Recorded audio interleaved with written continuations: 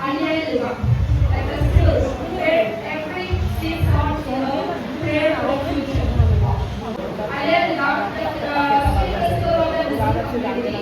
Actually, agriculture is a very powerful festival celebrated on the occasion of cleaning of the house, dairy cultivation.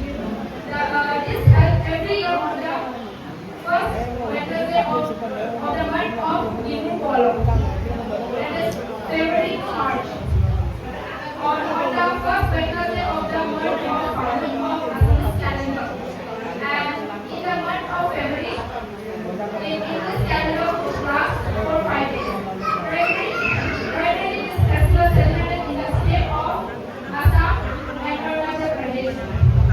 The festival marks offset of sowing seeds. Anya is root stick. Aya is fruit. Duga means sow.